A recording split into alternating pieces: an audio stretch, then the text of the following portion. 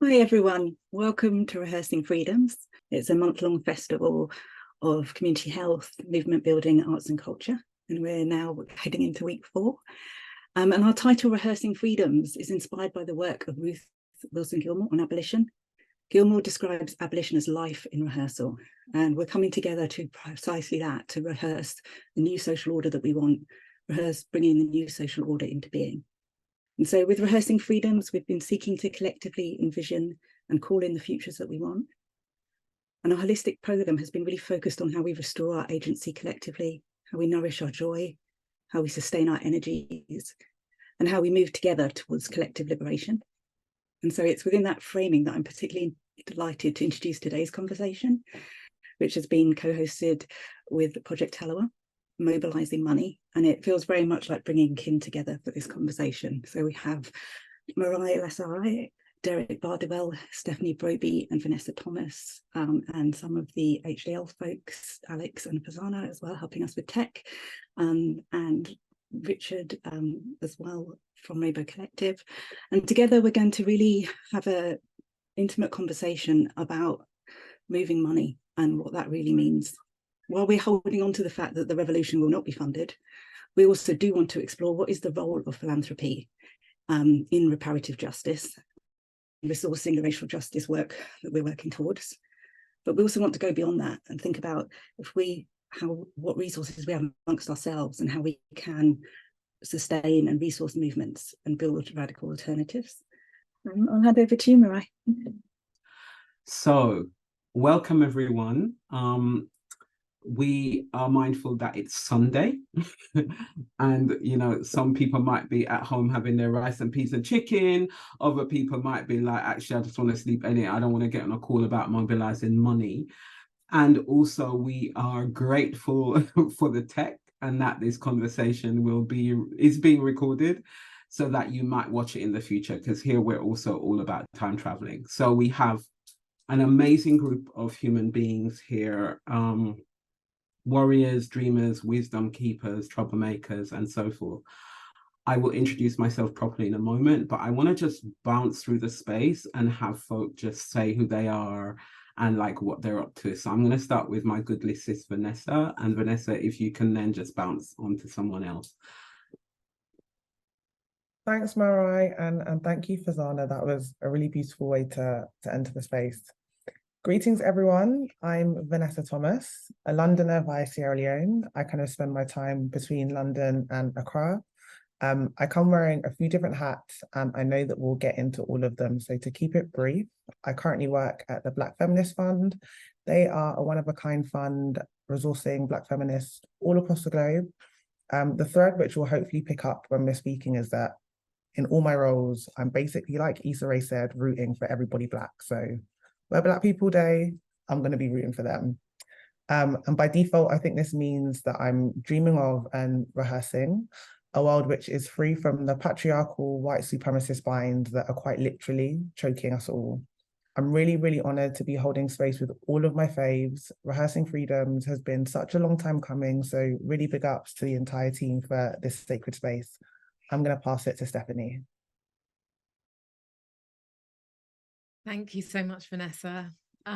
Really wonderful to be in this space and in conversation with siblings, and yeah, just really wonderful.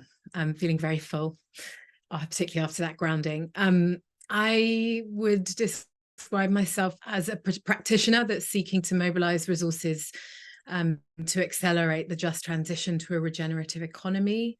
Having spent a decade in the city as a private wealth lawyer, I'm now working at the intersection of private wealth and social justice, really seeking to leverage the capacity of private capital in service of the just transition, using a variety of resist and build practices and strategies. And I guess within that work, within that resist and build framing, I feel that I'm rehearsing a lot of death doulaing, and as well as being a birthing doula, as a lot of the work that I do involves composting a dying system as we seek to not just build something new, but to build something new and to emancipate that which is already there, actually. So I'm going to hand over to Derek. Thanks, Stephanie. This is family right here. And I'm grateful because every single person that's on this screen right now has absolutely held me in the last few years. There has been some serious times where I thought I'm going crazy, and there's many a time that I might be on the phone to someone and saying, yo, you're not crazy, it's not you. But the people that I go to, they're on this screen right now. They're the people that, you know, tell me that I'm not going crazy. Well, a little bit, but not crazy. Derek, I'm a dad. I'm also a son to two Jamaican parents who are in their 80s. So I'm right in the middle of the midlife sandwich with, you know, elderly parents and young kids. And that's really important, because I think as someone that does philanthropy advice, you end up in so many spaces where you're actually dehumanized, and the way that you are treated is as, I don't know, an antagonist, or you're treated, you know, and I've been in so many of these spaces. I worked out that I'd done close to 100 talks and various things in the last few years. And you're in those spaces and you realize that you're actually dehumanized a lot of the time in those spaces.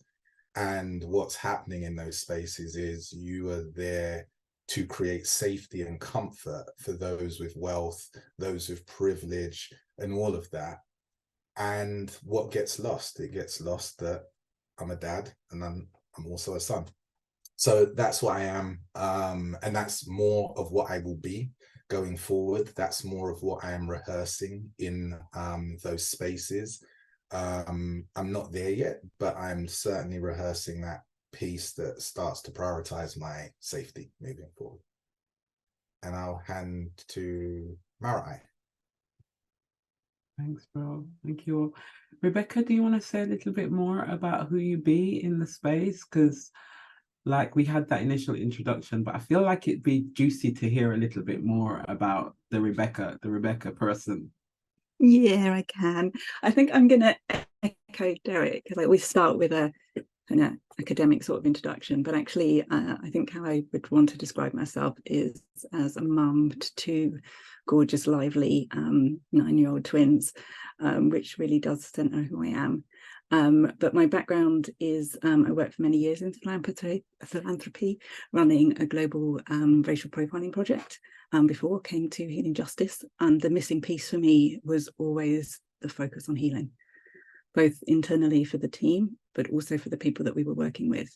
As well as working operationally, we were doing a lot of work, but never with a focus on healing and the importance of people needing to recognize trauma, people needing to be empowered to have the space to be able to dream, to be able to build. It very much felt like it was kind of crisis support. And so I moved to work with Healing Justice, and then just beyond grateful for getting to know Fasana and the team and what that's brought to me. But it's also allowed me to see the very different side of being on the receiving end of philanthropy, and the dehumanization that, having sat for many, many times on the other side, knowing it wasn't right, but it's a very different side when you're to be on. And so I'm really welcoming this discussion. And as Derek said, I'm so grateful to be here with the team, and I've learned so much from them. They've been the people that have kept me going over the years. So just big up to everyone and lots of love.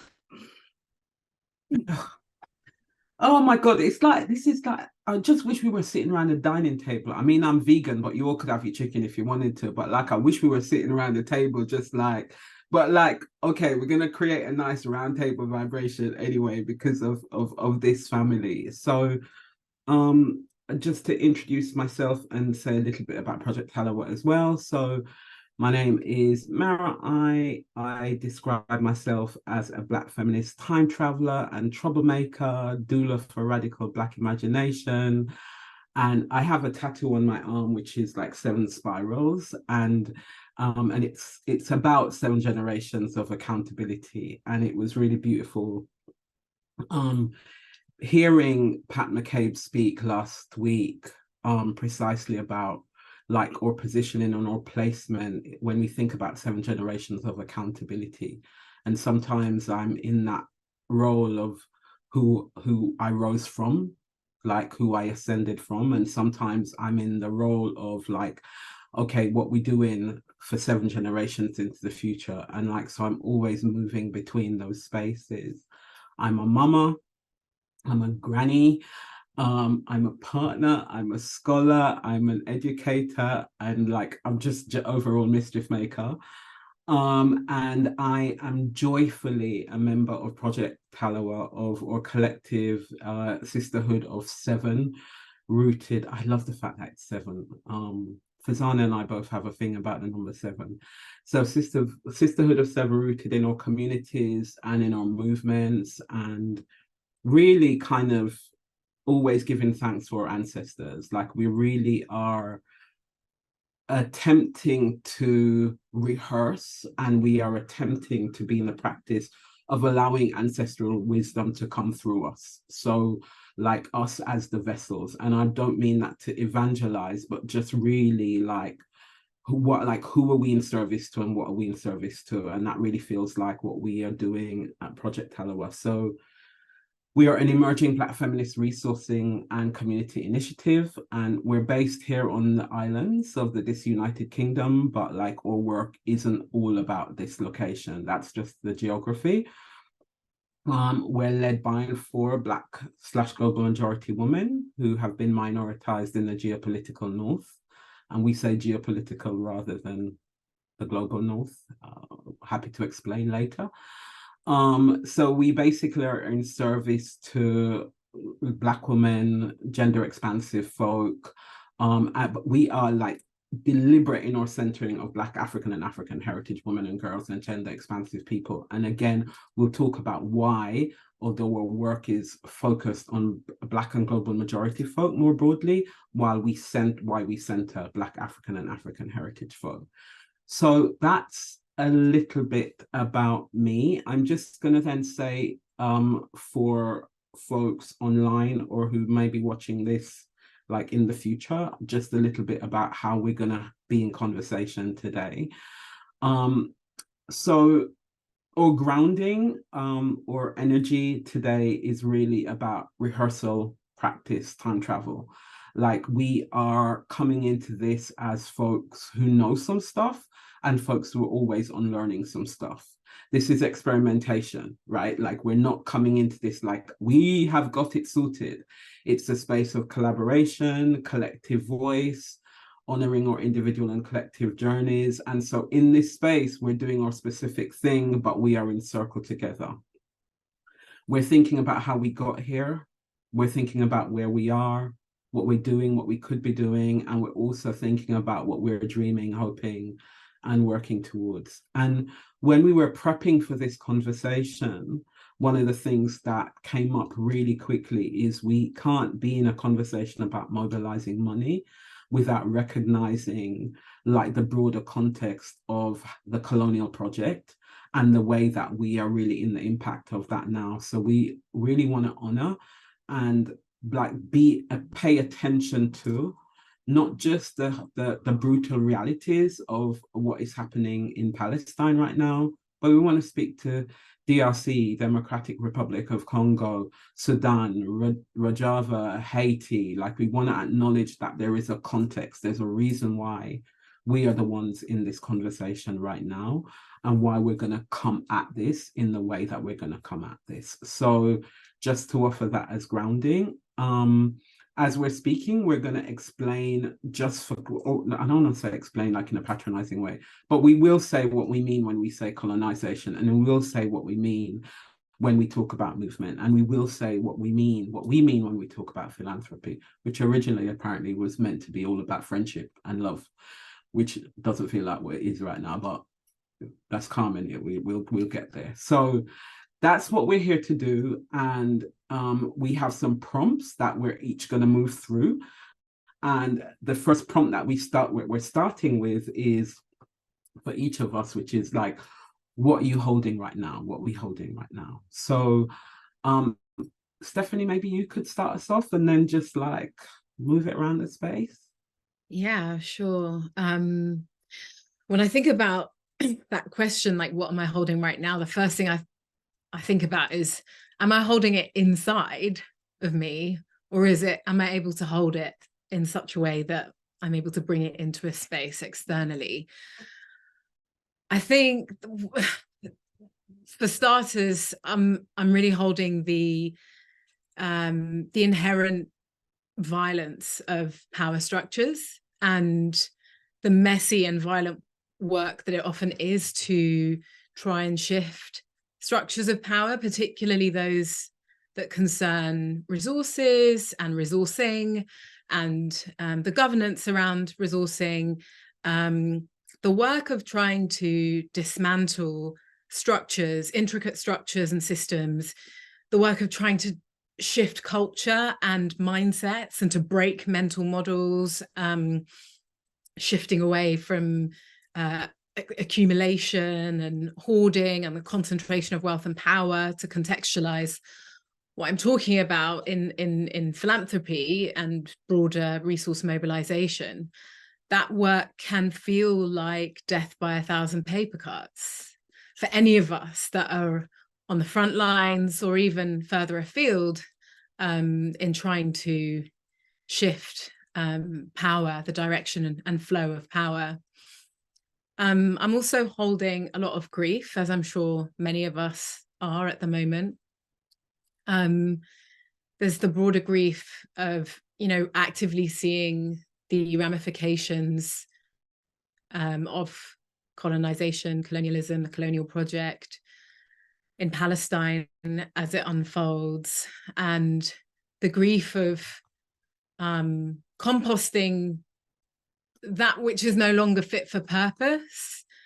We have to come to terms with the systems that we have, right? We know we have to dismantle them and build new ones, but the resistance and the violence often comes, from my experience, the resistance comes from the realization, the acknowledgement that we have to compost these structures. And there is a grief that comes with that. And if that grief isn't acknowledged and we're not able to have a real conversation about that, it can manifest in some deeply problematic and deeply violent ways. And so that grief piece is so key, like before we really activate the work of birthing the new. So I'm really holding the idea of grief and the idea of composting and what that looks like in my practice and how I rehearse that and actively participate with the process of grief. And finally, I think really a question, more particularly this week, that I've been holding is, what is solidarity as practice? Like, what does it mean to be in solidarity with communities and social movements? What does it mean to be in solidarity with the Palestinian struggle at this time?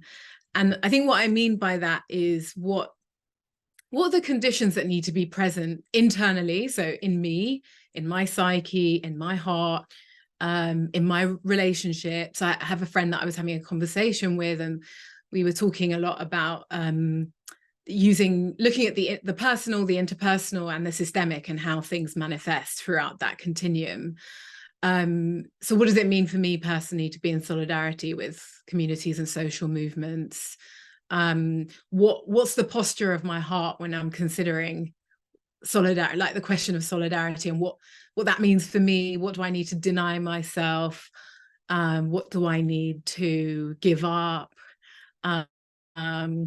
And where are my edges, and to make peace with wherever I feel my edges are right now, even if it's not where I want to be. So those are some things that I'm holding at the moment.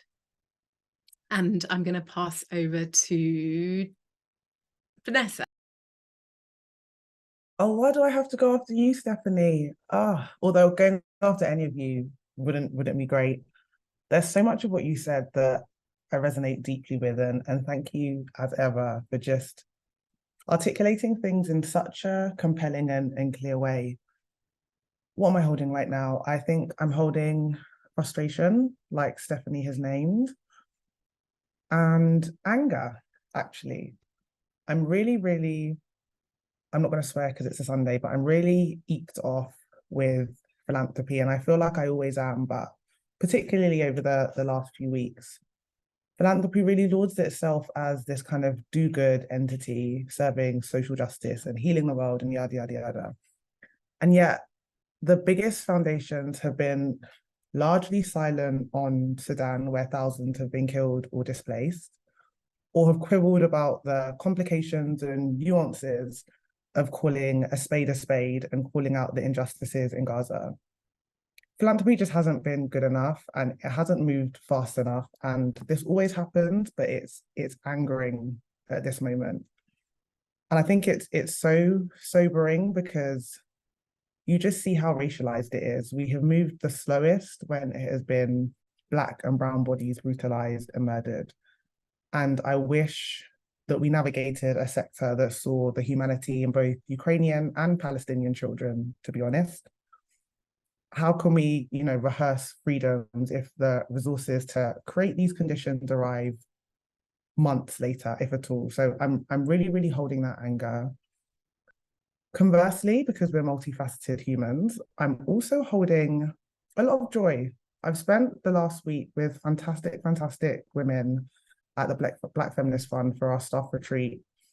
And I'm just nourished and encouraged by the fact that the world does not care about us. The world does not care about Black women and gender expansive people. The world does not care about brown women and gender expansive people. However, we organize and we get shit done. So I'm sorry, you get things done. So I'm frustrated at philanthropy, but I'm nourished by my skin folk and my kinfolk. I am going to pass it to you, Derek. So much in there. So I think first, like something you said, Stephanie, just completely resonated, which was, what does solidarity really mean in the context of the work that we do?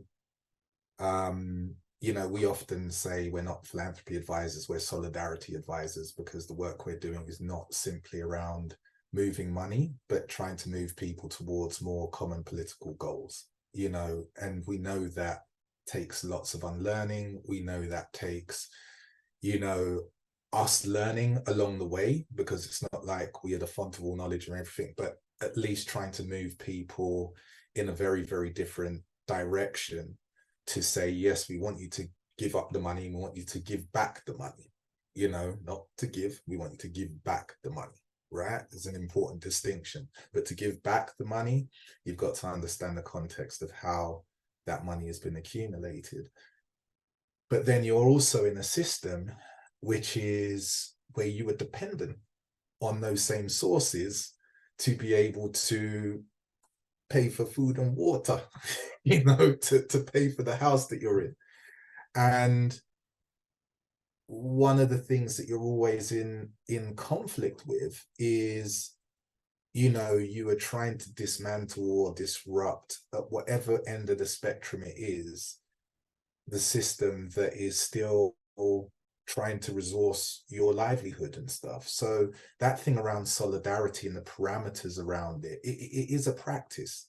It is a practice, because the conversations that I'm continually having is around those parameters. It's around those boundaries. It's around where you sit in that spectrum of extraction, being in this space called philanthropy, which, and I'm going to misquote this probably, but what Chris Rock said about America, where he said that line around America is like that that person that pays for your tuition fees but abused you, right? That's philanthropy.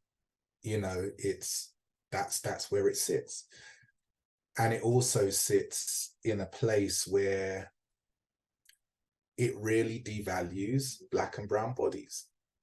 And we can see that in terms of its inability to give up power to us, its inability to acknowledge where its wealth goes to, its inability to acknowledge how its money is invested. I can tell you this. If you really want to know, forget all of the statements that funders put out. If you really want to know what's going on, speak to minoritized people within those institutions. Let them tell you, right? Because when they tell you, then you know what's really going on. You know, so for me, the question of solidarity is a big one. It's a heavy one, a heavy one, being in this work and being in this space. Safety as well, and what does that look like for us, is really heavy, because the whole industry of philanthropy advice, the whole of it is based on creating layers and layers of safety around wealthy people. You know, my people's not changing if that is the basis through which that's not a change model for our communities. It's to create safety around that. So, you know, there is also that thing around how do you do this work while being accountable to communities, but also ensuring that their safety is not compromised in any of the work that you're doing. And then how do you challenge those in those spaces? Because we know the game, right? We know the game. I know that there's been plenty of people that have, at various talks I've done and various other things, have tried to quieten me and have tried to say, you can't say that. Oh, Derek, if you come across that way, then this person's not going to work with you. Or Derek, you can't say this, you can't say that. And it's like, I can say it, right? And maybe the person that you feel will not listen is not going to work with me. That's fine, because they're not going to resource my community anyway. And all you're doing by telling me not to say it is you haven't worked out how to monetize me or my knowledge yet. When you found out how to monetize my knowledge, then you will turn around in 4 or 5 years' time and say, oh, we'll advise our advisors on this, right? We'll do this, right? Cool. What would I be doing in the interim? Oh my God, my business has to survive. So you have that question of, do I compromise, or do I just go out and say the same said message that I need to say? And what we have seen historically over the years is that the ones that have compromised have many years later might have survived for 5 or 6 years, only to be told by those same powers that have monetized it, you're not radical enough, or why did you compromise, or why did you do that? Or then you find other people that don't compromise who end up on the outside and on the whatever. What's the common factor? The common factor is that none of that power has been given up, and safety has been created around those that have wealth, power, and privilege. Either route that you take is not a winning route for us. So that concept of safety and how we redefine safety for me is something that I'm really, really holding in all of the work that I do. And then the final thing, which is the joy piece, is just a joy piece around one, movement building and the power of that to change the narrative and mobilize people. And I think we've seen that over the last few weeks. And just some statistic that I saw recently, which said, like, Caribbean people or heritage people is less than 0.56% of the world globally. Would you ever think that what's come out of the Caribbean is 0.56 of influence on the world today? You're damn right philanthropy is going to be scared of us, because we are not 0.56 in terms of influence. So that part of me, I always think about it. I always think, oh, yo, that's scary, because if you know, say, what type of influence that we've had across the globe with that little percentage, then yeah, it's a scary thing to rebalance power. But you know what? If we move, everyone moves.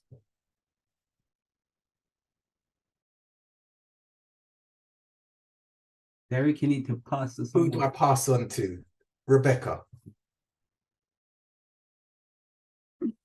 Thank you. I guess I'm holding the contradictions that others are holding. So I've been feeling such extreme exhaustion, I think, and overwhelm, and seeing like unprecedented levels of overwhelm amongst kind of peers and colleagues. And we've been working a lot with NCIM and Defo, and really beginning to be comfortable recognizing and calling it what it is, trauma. And definitions of trauma that we use are just too much too fast, or too little for too long. And that sounds like what we've been living through for a long time. And I'm seeing it, and I can see it now very clearly myself, but also in our work, that what happens when we traumatize, we like disconnect and we collapse, and we play out on each other, and we like curtail all the possibility. And that's felt really present over the last period, and really present for me. So been doing a lot of work to really feel into that and recognize that, but also then to work out, how do I move beyond that?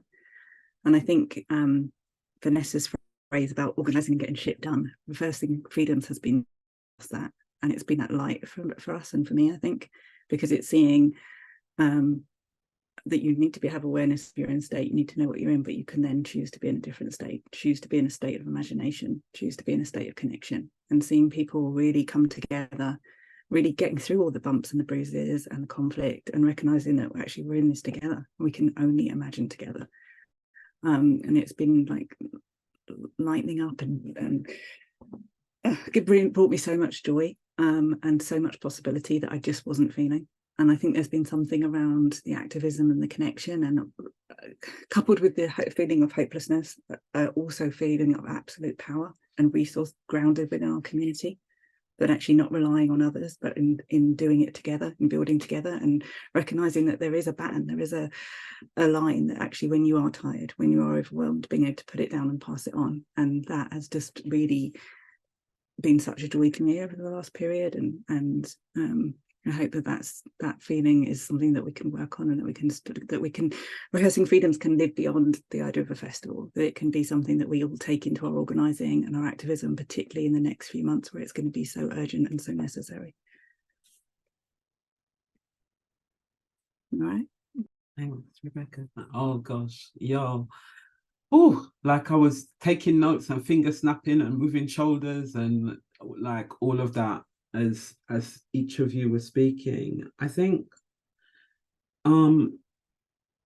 like everybody in this space, and you know, more broadly, like I'm holding such grief, like, and I feel like I was born into grief. I feel like to be Black, to be to come from a Caribbean experience of hybridity, and to be a product of colonization in those ways, is to be born into complexity and grief, and like the crossroads, as I like to call it, and that thing of having to hold multiple realities all the time. And over the last few weeks, I've been saying to people, I feel grief-soaked, and some of that is deeply personal in terms of my own kind of immediate realities, and some of that is like literally like what the actual hell is going on, like really. And so feeling full in many ways of that, and also feeling the rage, like the anger, like, you know, Vanessa spoke about anger, like I'm vexed, and sometimes the thing that is the vexation and the rage is really the depth of overwhelm and disappointment and frustration and grief, like the grief moving between the grief and the rage all the time. And there's this kind of academic concept which is rooted in like human reality called necropolitics, like who do we let die? Like who do we let die?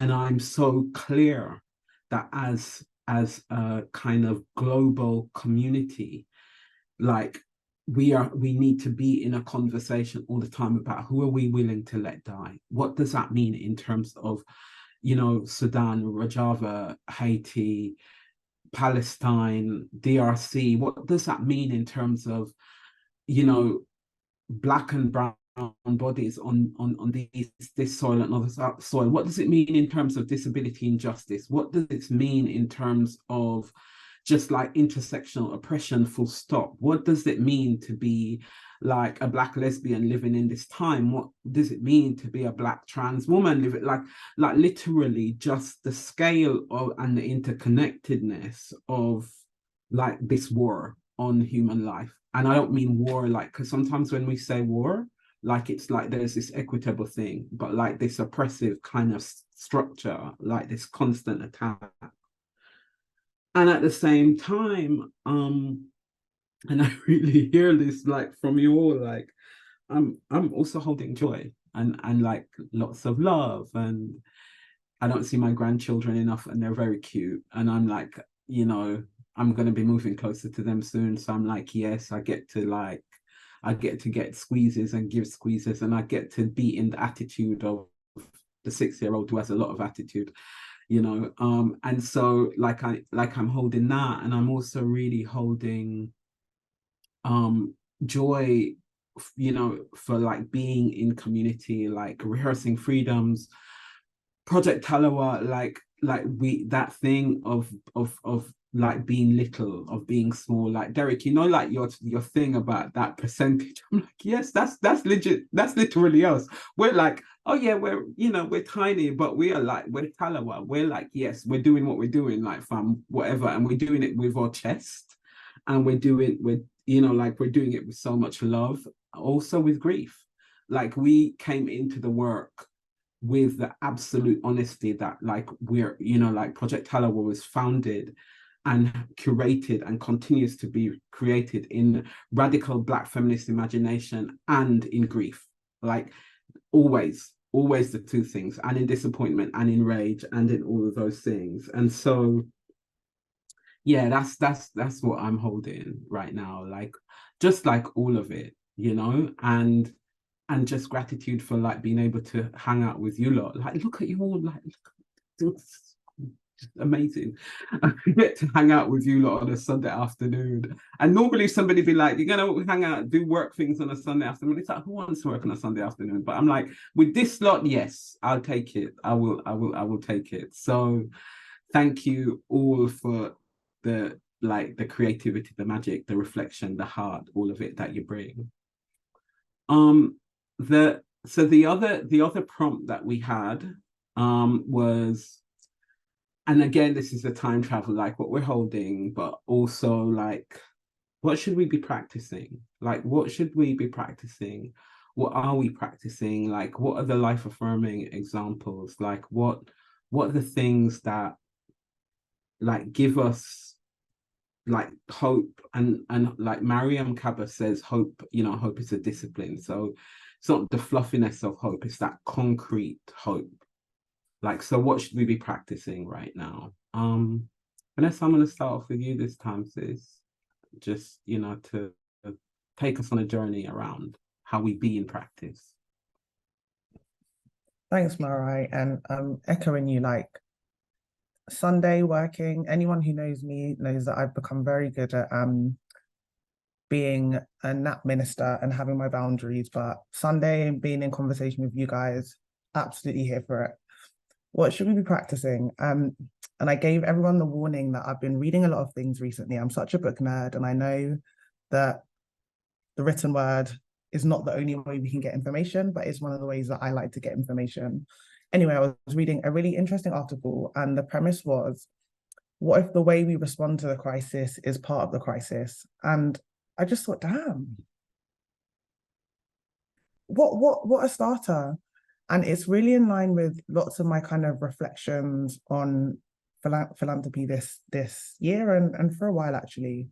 The author bio, he encourages us all to seek a new paradigm, one that embraces newness, awkwardness, fun, and play. And that's already something that has come up so many times in this conversation, which is why these people are my people.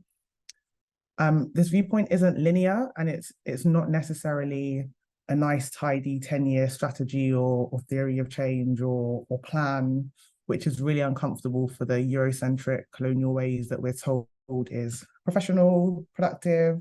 But like, this isn't working. If theory of changes were doing anything, we wouldn't be all talking about the grief and frustration that we have today. Like, problems would be done, philanthropy would be over, we'd be living our best lives, not talking about things that we've been talking about forever. So it's not working.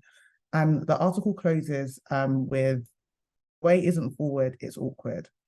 And when I read that, my thoughts then, see how my mind works, then went to Lankelly Chase and their plans to kind of spend out their endowment. And reading lots of things, and something that Julian, the chief exec, said was, and I thought it was really powerful, and I don't give white men their flowers ever, but I'm gonna give it to Julian, because he said something along the lines of like, they're rebuilding something and they're not necessarily sure what that's gonna look like or how that's gonna be. How bold. Like, when have we ever heard a leader in philanthropy say they're doing something and they're not really sure what it's going to look like, or if it's going to work, or if it's going to fit in with the strategy or plan? Like, we just don't know. And I think, again, that speaks to the fact that we all know the current mode isn't working. Stephanie beautifully talks about composting and burying this dead thing. So we need to do something different. And yeah, I was really encouraged by hearing a leader of a foundation say that. And then again, I'll close, or no, I won't. I've got lots of things to say. But the next thing was another book that I was reading, Post-Capitalist Philanthropy by Alnor Lidder and Lynn Murphy. It's fantastic. This isn't free promo, like it's a fantastic book. And they say, let me find it. It is never questioned that the logic that created the meta crisis may not be the appropriate logic to address its consequences. It is never made explicit that perpetuating the existence of foundations may be doing more harm than good. It is never asked if the dying of the old may be necessary to midwife the birth of the new. And again, these are my people. Haven't we had Marai, Stephanie, everyone talk about being doulas, midwifing new things, not knowing that this was the quote that I was going to pull up. So yeah, these are my people. And then moving sideways again about what we're practicing. I've mentioned that I've joined the Black Feminist Fund, and something that they house is a network called Black Feminists in Philanthropy. And in a conversation a few months ago, people were irritated and peed off about the fact that no one in philanthropy seemed to care about Sudan. And it could have just been a moan conversation. We lament, we moan, we go back to our business. But out of that, they've organized and are about to move nearly $1 million to Black feminists organizing in Sudan and across the diaspora. So when I say that, like, we just do things for ourselves, we do things for ourselves. And that really, really, really encourages and inspires me. And we know that the revolution will be funded equally. We can't pretend that money won't help enable the conditions that we need to burn all of this down. So I'm encouraged by that. I'm encouraged, again, staying on the Black Feminist Fund trend. Something that we all say in the panels that we're in is, we need sustained investment, long-term funding. Whether people are doing it, I don't know, but as Black feminists, we're doing it. So the Black Feminist Fund are funding Black feminist organizers in 28 countries, the majority in the global majority. Just take a moment for that. And more than that, like, the majority of these funds are over 8 years. When does that ever happen? When does philanthropy go, this crisis is going to be solved by yesterday? Here's your 2-year grant. Oh, you haven't done it well. Naughty you, here's your no cost extension. Like, 8 years. And then bringing it down to the UK, the Baobab Foundation, of who I work with in another capacity, have just, or are in the process of giving grants to organizations and individuals over 5 years. Again, like, when does that happen? We sit on these panels and we say that this is what philanthropy should be doing, and yes, it is, but we're actually all just modeling it in our day-to-day, which I think speaks even more volumes. And I promise, I'm wrapping it up now, but I think a lot of us have touched on what it means to be in solidarity and be in community. Capitalism really forces us into this scarcity mindset. But as Black people, our lineage is of abundance and of collective. Like, we don't know this scarcity. We're abundance, we're collective. We know that there is enough for all of us and then some. So can we lean into that with our work, like, and actually work in solidarity with each other? Derek said this, but every single person on this call is moving in the spirit of abundance. Project Tallawah, Marai, When Baobab needs stuff, Marai is there. Stephanie, Good Ancestor Movement, like when we need stuff, Stephanie is there. Derek, the amount of times I'm on LinkedIn or just scrolling and Derek is mentioning me or bringing up another Black woman, like we're working in community. We're not in competition with each other. We're not trying to be the only Black people in the space. Like, these are my people. So I just want to pause by saying money, money, money, yes. Long-term investments, yes. But like, can we move with the spirit of abundance and just be in community with each other?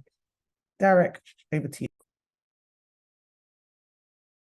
I don't know how to follow that at all. But the thing that struck me when you were talking, one, just how absurd the world of philanthropy is, right? It is really absurd that people give away so little of their money and don't talk about it. It's so absurd that we know how long it takes for movement building to move into spaces of political change and how many years that takes, yet we give away 2 to 3 year funding. It was not ever built for us to succeed or to transform or to change. And I think that piece around really getting people to understand that philanthropy as its institutional practice, not the original meaning of the word, as its institutional practice, has not been set up to really transform, right? It doesn't exist in that way. So we just need to get that right. And it certainly wasn't in existence to help Black and brown folks be in the lead of transforming. So we just need to just put that down on paper and really just kind of inspect that, because the conversations that we're having now, the conversations that my predecessors were having 10 years ago, 20 years ago, 30 years ago, right? This isn't anything new in terms of the space that this is. So that piece around the absolute absurdity in the games that people play is really important. The other thing that I say is, it's great when you quoted about Julian and, you know, what will be in the imagination. So, you know, but fund the Black imagination.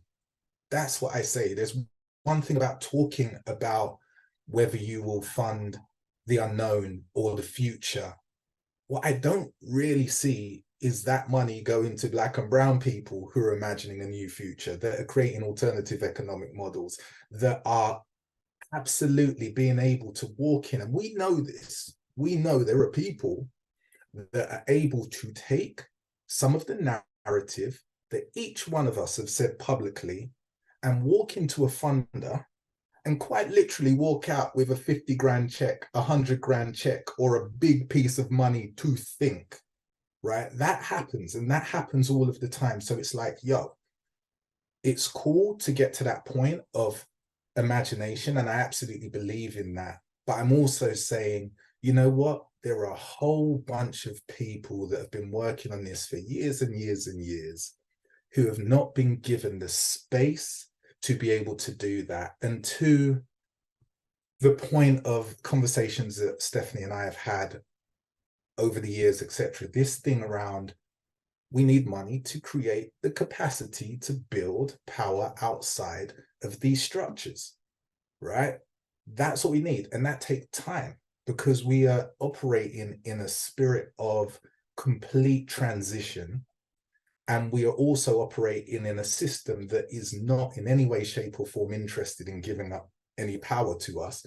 So if you do want to resource the capacity for us to build outside of our existing systems. So that thing around practicing, I used to say this to my teams, you know, when I was working in philanthropy, was if you get to, and this isn't hugely profound, but if you get to a Friday afternoon, think about all of the meetings that you've had during the course of the week. And if the majority of those meetings are with people internally, you know, they are bureaucratic meetings, or they're meetings with, I don't know, funding panels or various other things that you get caught up in, then there's something seriously wrong. Because the time that you're meant to be spending in terms of the meetings that you're having, it should be with the people that you feel that you are going to be in solidarity with, or the communities that you are a part of, right? And so I always used to say that. I always used to say, what does it look like? If you, and I know I've worked in big bureaucratic structures where if you don't mind, if you're not mindful of that, by the end of the week, you'll realize that you have not stepped off of your desk and you've just sat in the same detention center wall sort of funding decorated walls and meeting rooms over and over again, and that's been your week. That is not liberatory, right? There is nothing in that practice if you're being in those spaces all of the time, and if you're not mindful of who you're interacting with and the nature of those conversations, if you're not intentional about trying to switch that, then your mind, that practice in your mind is not going to be there. Now, that doesn't mean that you should suddenly start going out and going into calling up community groups and saying, yeah, I need to spend 2 hours with you, man, and just let's break bread. I'm not saying that. I'm just saying about who are you in relationship with, right? And are you legitimately ensuring that in your practice that you're spending time with the right people, right? And I know I don't always practice this myself. I'm trying to be better, but it was just something that I felt like I needed to be really intentional about. And then just another thing, because I'm just riffing a little bit, you know, I always come back to this thing about the revolution will be sketched, it will not be streamed. So in terms of moving money, right, it's really around, is that the answer to the problems? No, not necessarily. But who are the people that can get to those that are sketching? Because we know that the whole system, the whole NGOization of this world is streaming, jumping on whatever bandwagon's left with all of the power and all of that. And what we know is that our communities are sketching. And that's where change really happens. So who are the people that can resource in a particular way? To me, it really is not that hard. And I say that really, really, you know, if you know the people that are doing the work, that have done the work, then you're seriously not sitting there thinking, yo, I need to create this theory of change. I need to create this framework. I need to create this. I need to create that. No, you're just like, yo, I'm going to move money. You know why? Because I move from at the speed of trust, right? And you know people that have done the work and you get the money to them. So there is also just the piece here around, like when we talk about the revolution will not be funded, I completely agree with that. But there is just a piece here that says, you know what the Black Feminist Fund have done, because of who they are, the proximity and being able to recognize this as a global struggle and not a kind of as a colonial project as we have with most funders, and that we are all interdependent, means that they've been able to do it in the right way for a long period of time and essentially do the things that every funder with way more resource than any of us in this room keep telling us that you can't do. Of course you can do it. And we're going to keep telling you that you can do it. You know, and we're going to keep telling you, because, you know, at some point, it's like we completely understand the game, and we completely understand that game, that there are people that perhaps are going to be watching this back, taking down their notes furiously and trying to write this in their framework. And then they'll make the call and say, boy, we want you to come around the table, our table. And it's like, no, the thing that we're saying is about, you have to come to our table if you're really working in solidarity with us, not taking this stuff, monetizing it, and then saying you should be grateful to have a seat around the table. But to be able to do that, you have to know who you're in community with, and spending that time with the people that give you that joy, the people that support you, the people that can sit in silence with you. You know what I'm saying? Just sometimes it's just, you're just in a space and you're sitting in silence for a period of time.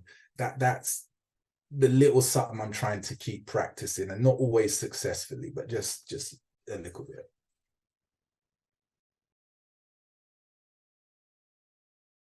I keep forgetting to hand it over, don't I? So, Rebecca. Hold on one sec, sis. I'm just thinking, do we need to take a break? Would this be a good point to take a break before? How are folks feeling? Could we do with a break, or? Yeah. Rebekah, what do you think? Yeah, should we take 10 minutes and then we'll pick it up with and then what we we're can practicing. So that the rest of us, and then how does that, we're good?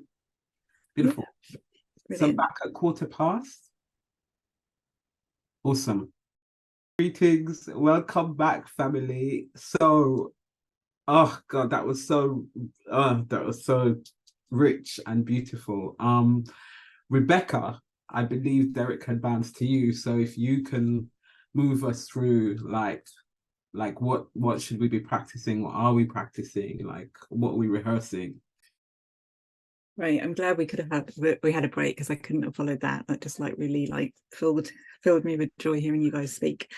And I think it's already been touched on. The stuff that I think I'm focusing on and that we're focusing on is really around resourcing capacity.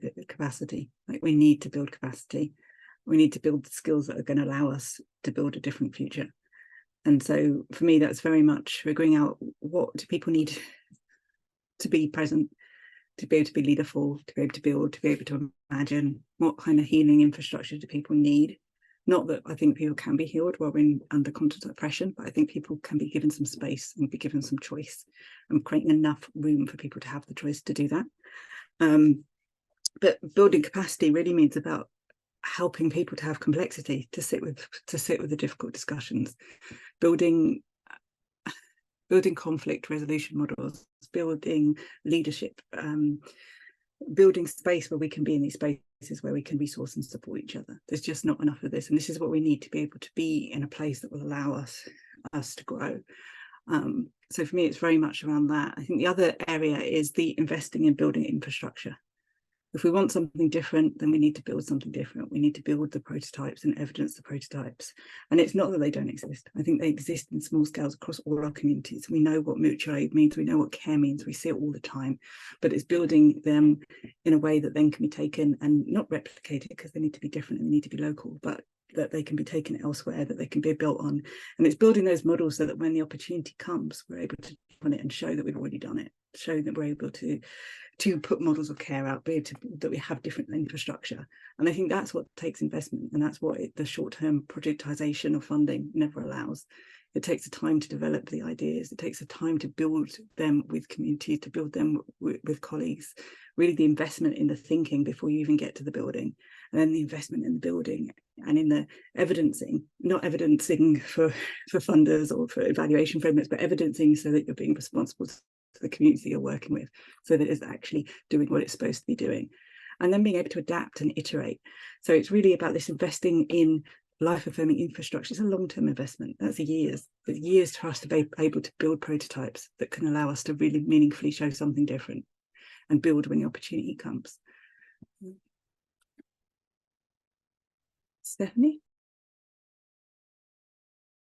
There's so much that's been said that I think I'll probably build on with my own remarks, but just to follow on from what you were saying, Rebekah and Derek, in terms of capacity, one of the things that I've been sitting with, and I've done a lot of my learning from Decolonising Economics, who are a collective strategists that are working to build a solidarity economy rooted in racial justice principles. So just bigging them up for just all the work that they've put out into the universe, and been fortunate enough to really learn from them and how they are organizing with communities and social movements.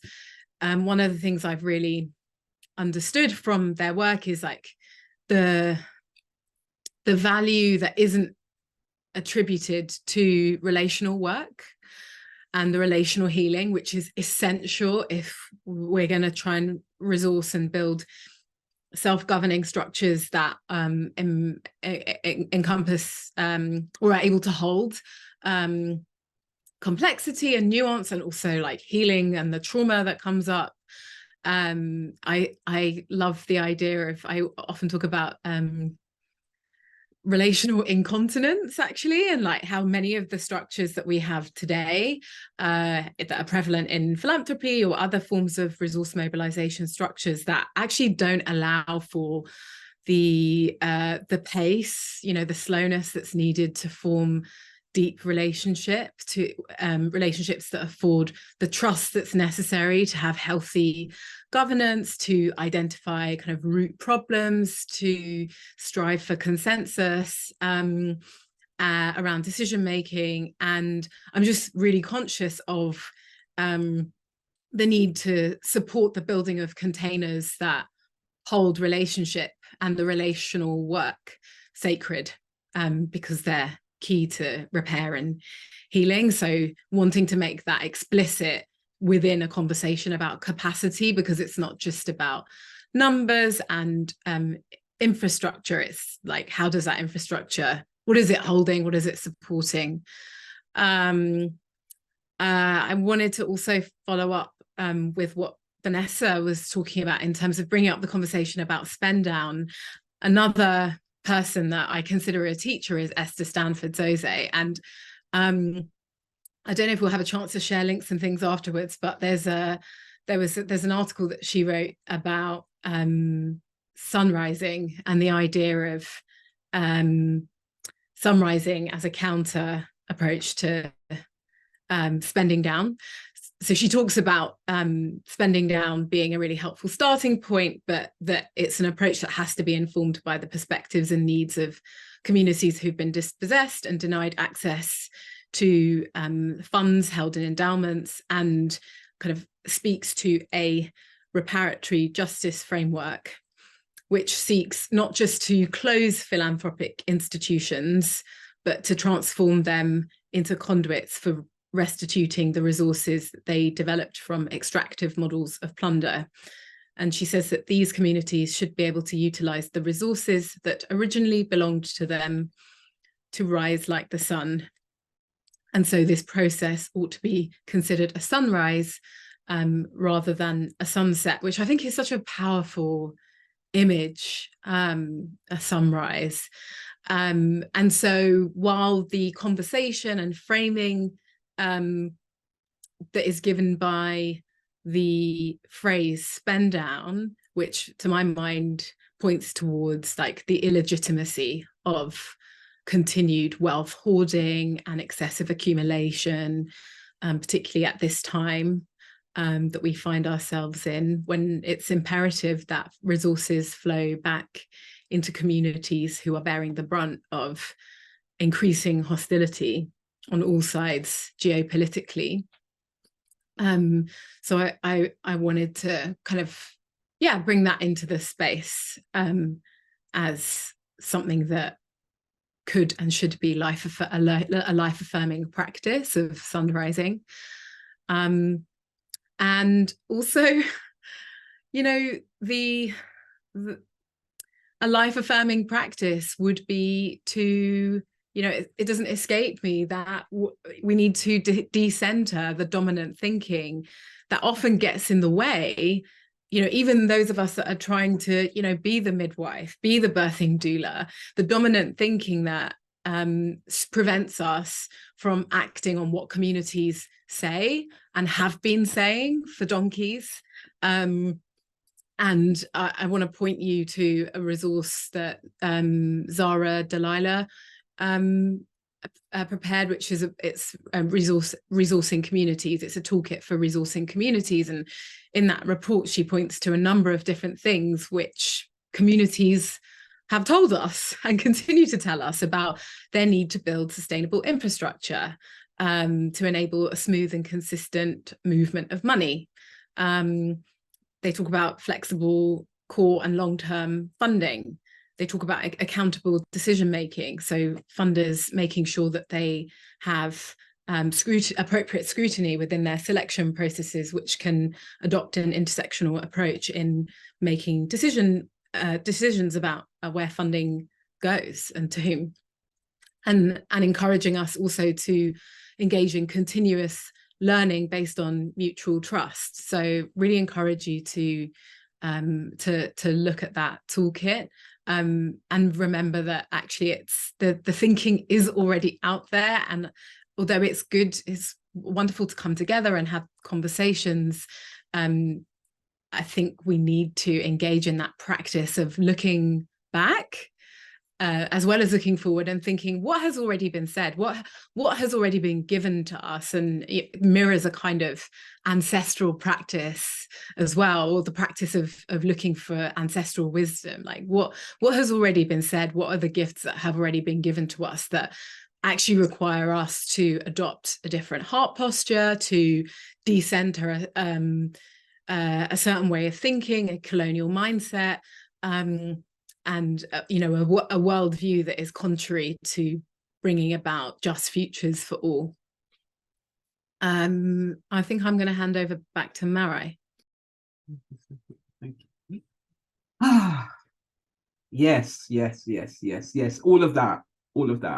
So I'm just going to put in my two pennies worth in terms of like what we could be practicing. Just I'll say a little bit about Project Tallawah and how we are doing things. So I want to invite the deity of imperfection into the conversation, because really and truly, like that like for me, for us, there's a thing about dealing with and attending to the pressure that we sometimes feel to have this perfectly formed response to centuries of colonial oppression. Like we are somehow going to be like, yeah, we have it sorted.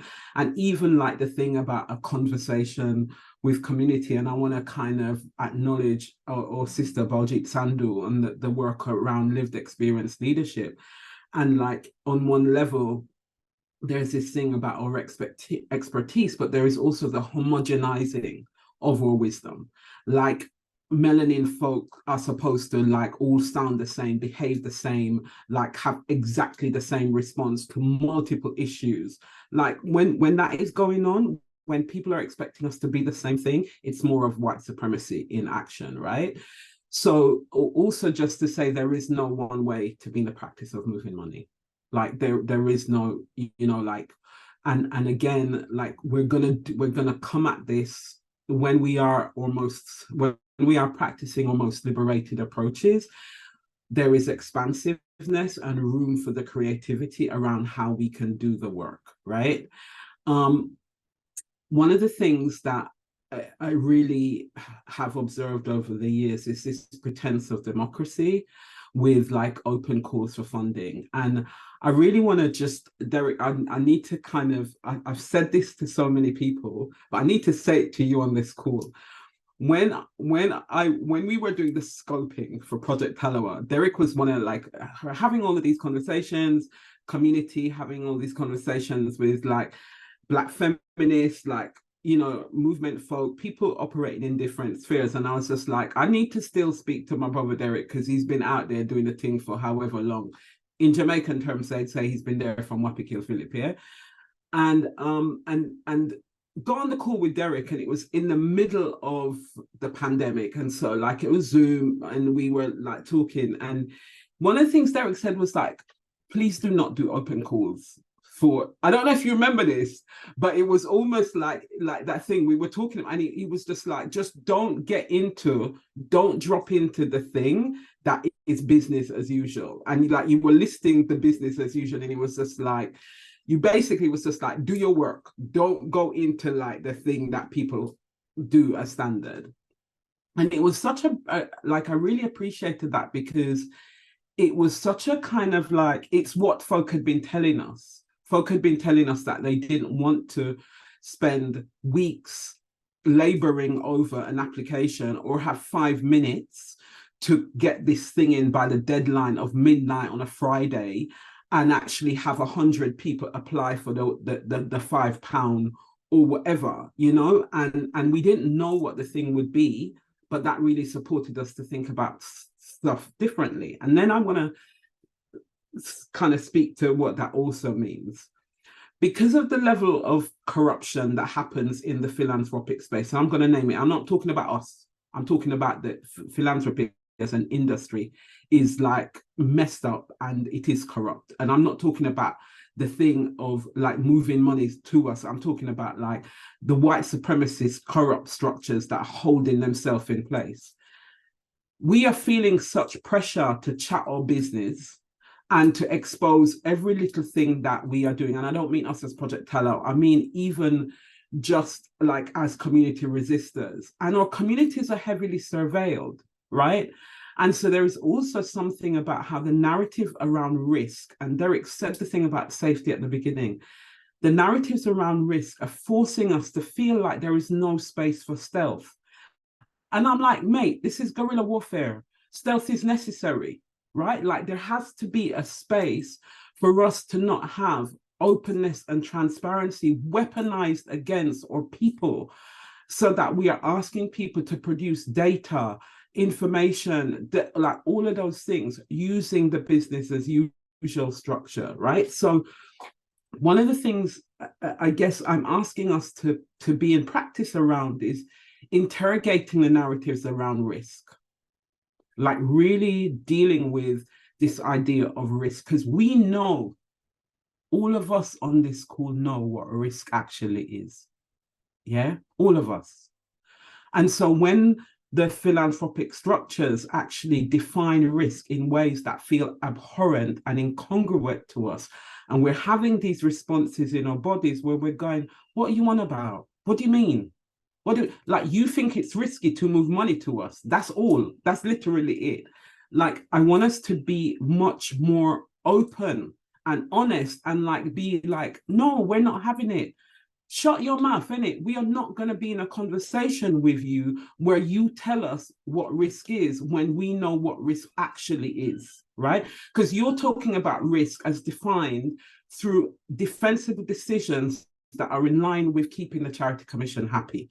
That's what you're talking about. You're talking about risk as defined by retaining the philanthropic structure and not disrupting the thing too much.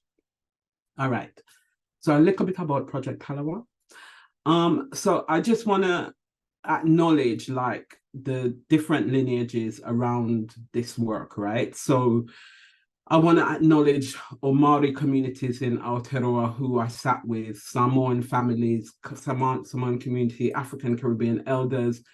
You know, I want to acknowledge the people in philanthropy who've been out there doing the thing, you know, Derek, Vanessa, like just all of the thing. I want to acknowledge that moment when RRJ came on the scene and had us feel like actually it was possible to do the thing. I want to acknowledge the movement spaces for Million Women Rise, you know, like just all of the things that gave birth to this kind of imagination. What we're doing in Project Tallawah is we are our own social experiment, right? And moving money is part of what we do. It is not all that we do. Because, and Stephanie, this really is in line with what you spoke about. We are in the very slow, gentle practice of being in community together and of practicing what it is like to build a structure that actually allows us to trust and challenge and test. And, you know, bio, you know, Vanessa, you were talking about bio's work, bio Kamlafe, and bio always, you know, kind of draws on that Yoruba saying like life is urgent, slow down, right? And so like we took the decision to actually come into this with a pace that recognizes the global crisis we're in and the crisis that we're in as a planet, but also said like how, like that thing of us being like that, we didn't want to be in that. So part of what we've done is if we decided not to be business as usual with Melanin, which is actually what we could have done if we wanted to just be a funding entity, we define ourselves as like a community space, a movement space that we're building. And what that allows us to do is it allows us to acknowledge all that it takes for us to be in practice with each other and for us to be in practice with community. We you know, we don't do open calls because we cannot afford to do that, and we cannot afford to put our communities through that. We reach out, and we ask folk to reach out, and we ask others to reach out, because what we didn't want to do is offer the pretense of something that we can't actually deliver on. We didn't want to do that. And that's one of the things that I guess an invitation is to figure out the balance and the tensions that we hold when we are moving money, when we are like, we need to be transparent, quote unquote, we need to be open, while at the same time setting people up with expectations that we know we cannot fulfill. Like, so there's something about us telling the truth about what is possible institutionally and structurally, instead of actually creating a dynamic of competition. Like, Vanessa, I loved what you said about abundance and Project Tallawah. We are tiny and we live into abundance. We practice, we are there. We're like, this is who we are. We come with abundance. So that's my little piece. I am now gonna move us on, and like, so we got 25 minutes, people. We've got 25 minutes to deal with what we're dreaming, hoping, working towards. So like, no simple task then, yeah. This is the imagination space. This is the, you know, like the creative space, the dream space. This is the, yeah, we know the system is holding us down, etc. But like, who could we be? Like, what we dreaming, what we hoping, like, you know, in that space of, I love that, Stephanie, your organization is called Good Ancestor Movement, because I'm always like, what kind of ancestor do you want to be? So what is the world that we are like dreaming into and crafting for our people, for our communities, that we can call in now and be in that? And Derek, this time I'm going to start with you. My answer to that probably is around the next generation, that they have that capacity. Like, when I think around some of the absolutely amazing people that should be getting 20-year grants, should be getting substantial resourcing, should be trusted and would be trusted if we all had the power. And we know that. It's them having that capacity to be able to make choices. And when I say make choices, I mean make choices personally as well as professionally, because we know what happens as well to our people. We get to a certain age, or get to my age, you get to like 50 or you get to 60 and you're still doing it and you're still hustling, and your side hustles are more than the actual thing you are getting paid for doing. And you're working, and all you're doing is working, and you're on that treadmill of working, and you don't know how to come out of it, right? And I say that personally because I'm completely in that cycle of crisis right now, of being on that wheel and not having quite worked this stuff out. So I learn from, you know, like Fazana teaches me, you know what I'm saying, and teaches me to slow down and teaches me to do things which I don't always listen to, but you know, because I'm stubborn and old. But it's that thing where we have to, at the very least, break that cycle. And I say this on a personal and professional level, because I started off saying I am a dad and I am a son, and someone that hasn't always been a good friend or been around, because I've just been running and hustling and running multiple different side hustles. So that bit alone that says we break that cycle, and that next generation, that when they are 45, 50, 55 years of age, that they have that capacity, to make the choices, capacity to move out if they want to have a couple of years that they might need to take time and all of that, right? When I'm talking about resourcing, that's what I'm resourcing those people that have visions that are greater than our world, and enabling them to have the capacity to make their choices both on a professional level and a personal level, and centering that in Black women.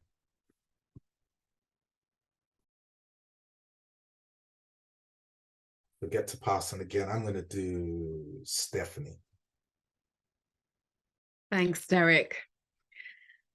When I think about how to answer this question, I didn't see your tattoo closely, Marai, but I have an image of it in my mind's eye when I think about the 7 spirals. Yes, beautiful. And I feel like I can use that as an anchor, because I'm thinking about the 7 generations, and I'm also thinking about, the shape of progress is not linear. The shape of progress is in that spiral, and sometimes it feels like we're going round and round in circles, and we're gaslighting ourselves, and it feels just hectic.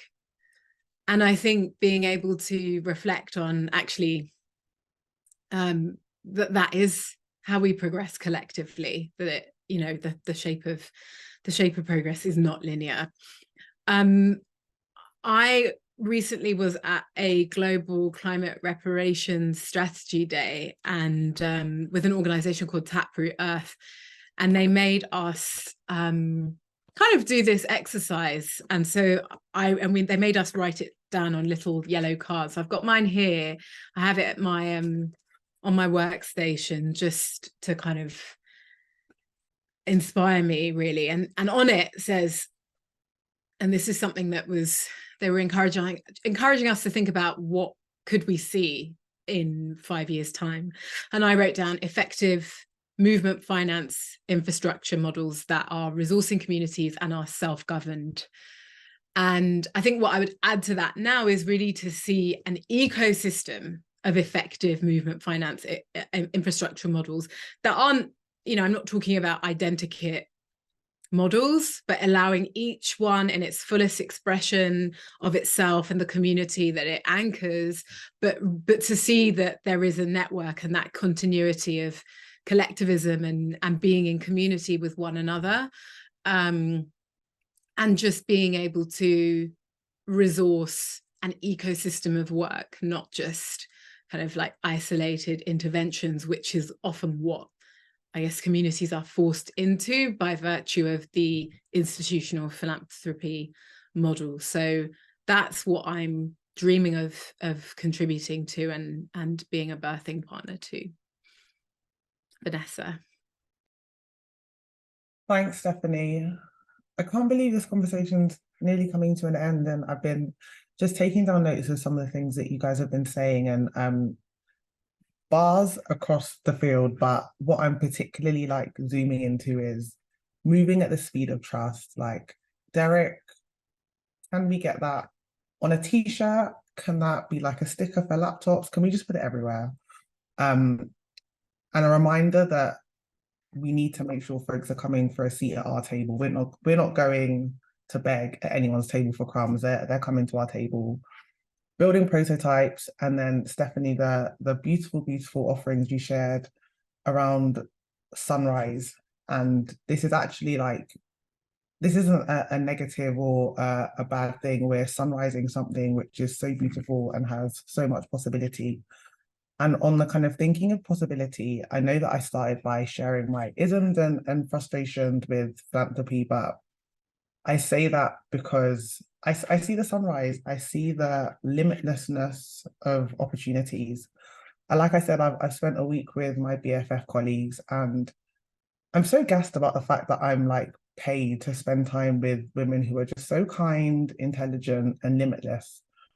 And I keep saying limitless because spirit of abundance, all of that jazz, but we're birthing something which doesn't have linear ceilings, limits. It doesn't have scarcity. It's such abundance.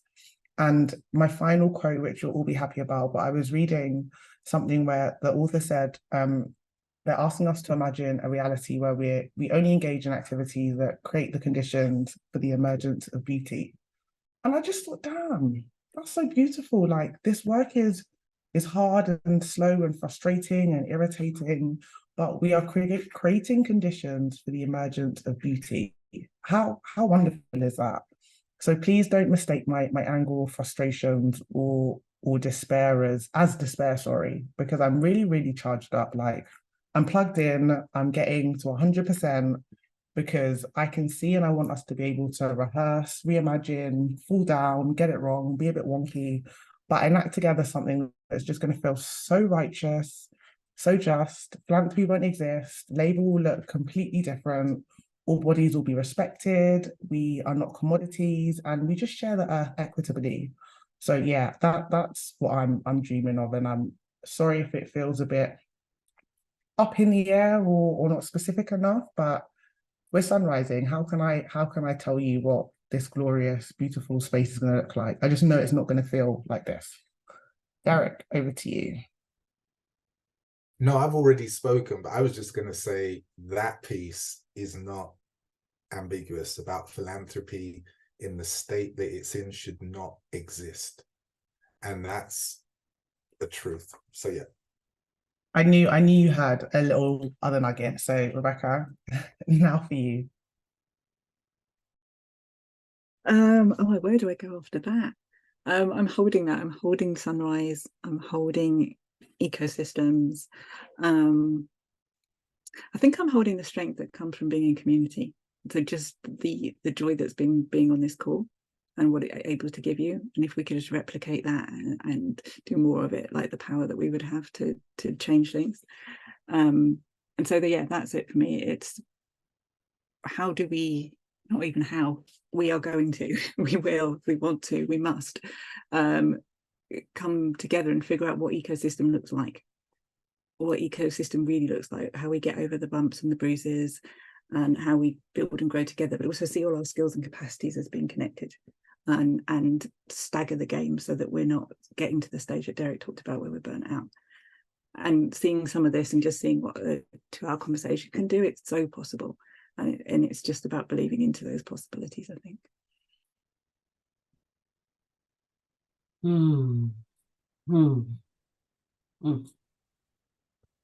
Belly full, belly full. Thank you all so much. I think if I think about what I'm dreaming, what I'm hoping, what I know is really alive in the Project Tallawah space, it's always about collective liberation, always.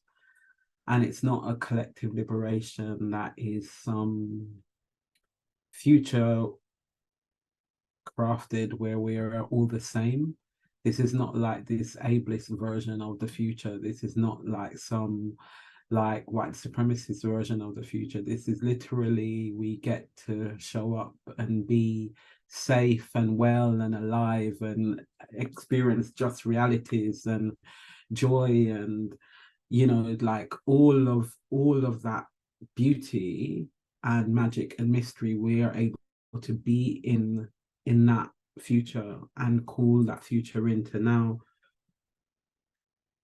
I think about uncertainty very much from the place of the transatlantic journey, like the journey across the ocean, the journey that my ancestors, that many of our ancestors had to endure. And I think about how filled that journey, like how that experience of uncertainty as terror. And I think about uncertainty as possibility, like those of us who have emerged from the plantation, have emerged from the depths of that particular those experiences, those who are still living on land that is occupied, like just all of these different things, and or the need for us to remain in the dream state all the time while also being in survival mode. And I learned the practice of imagination as a survivor.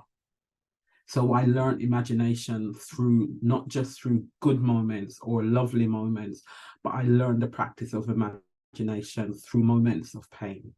And what I am always grappling with and inviting folk into is, like, where it's possible, the thing that people sometimes describe as disassociation is actually like our imagination taking us into a different space in order to be in a different place, right?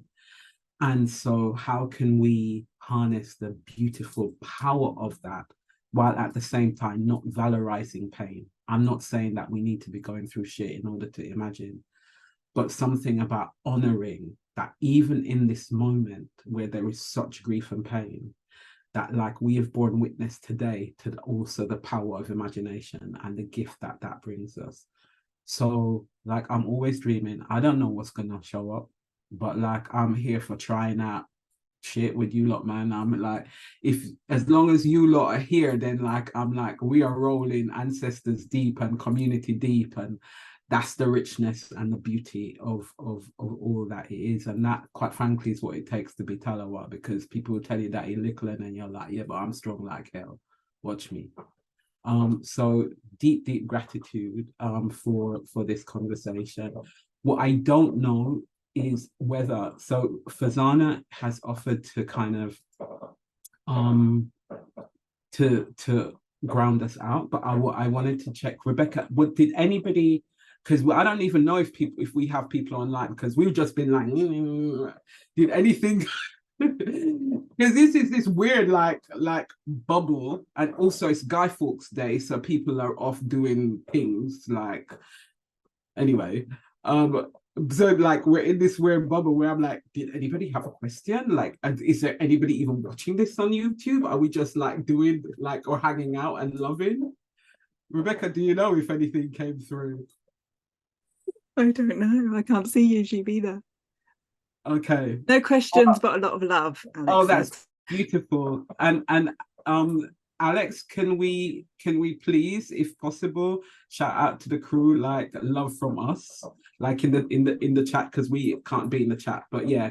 So just like big gratitude to everybody for joining us. For joining us. Okay. Any last words before Fazana leads us out?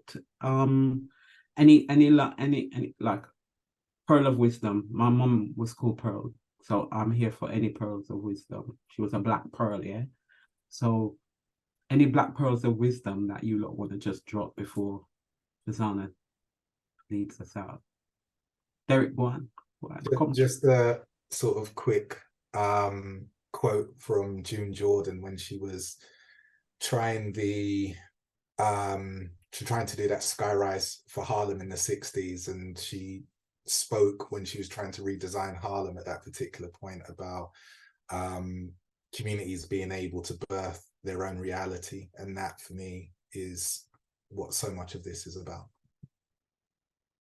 Love that. And we, Auntie June, every time. Auntie June, Auntie Audrey, Auntie Belle, yeah, all of them. Anyone else? Vanessa, Stephanie, Rebecca, any last black pearls?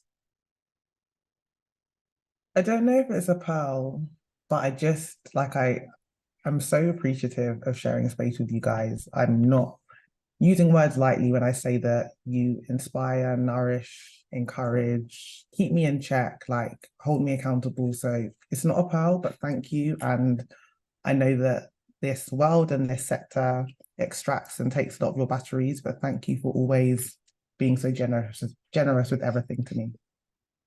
Thank you, Stephanie. I think it's more, yeah, again, thank you for all the love and all the labor that you put out there for us and for, you know, future generations, just to echo what Vanessa was saying. And also just to encourage folk that, you know, it's often in the place where I feel I'm cracked open that actually it opens up a more expansive space for possibilities and future realities, and opens up a space for dreaming and healing. And even though it doesn't feel great to be cracked open, you know, so be holding the grief and holding the pain, actually we know that, you know, even at this time we've had such a generative conversation that is birthing the future as we speak. Stephanie. You. Rebecca? Rebekah? Just deep gratitude for me. I agree with Stephanie that it is that place of being broken open where you also find possibility, but it's also the coming together when you're exhausted and then leaving feeling full and leaving for the possibility. So I'm just really internally grateful.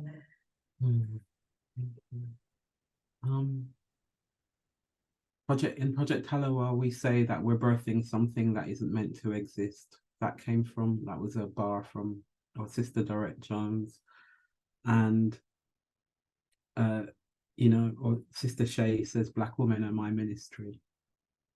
And what for me, I've had the feeling of, and I've witnessed today, is us on a Sunday, and I say this and I'm not religious, being in church, because this is like the joy and the kind of the spirit of like being in community.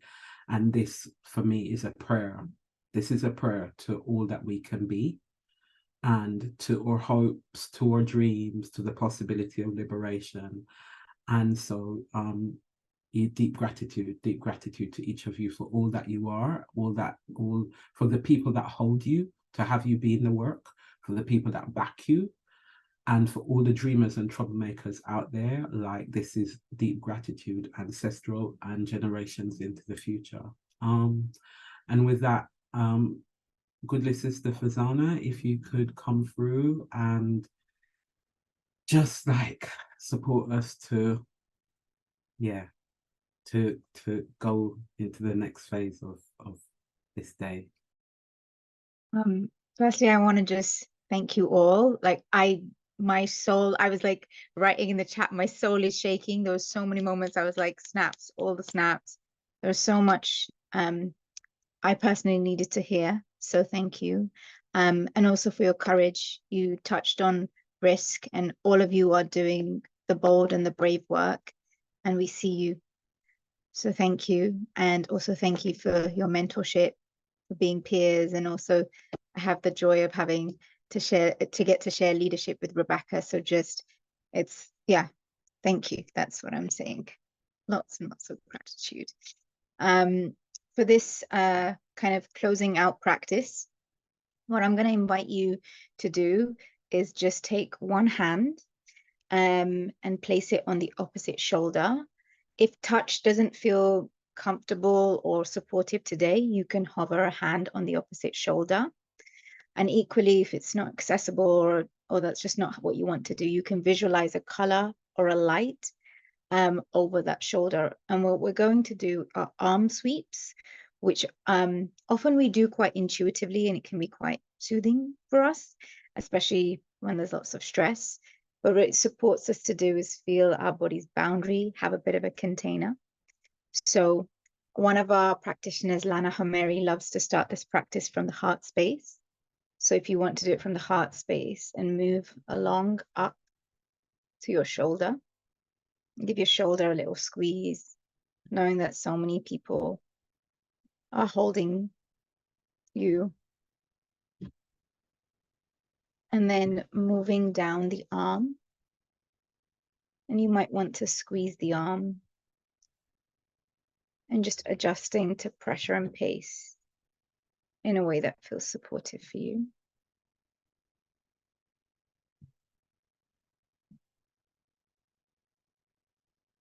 And just noticing any sensations.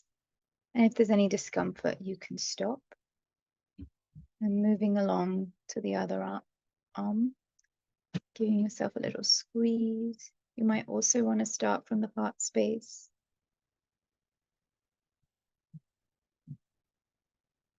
Just feeling the body's container, a felt sense of boundary of where we begin and where we end, especially as we practice deepening in community and solidarity.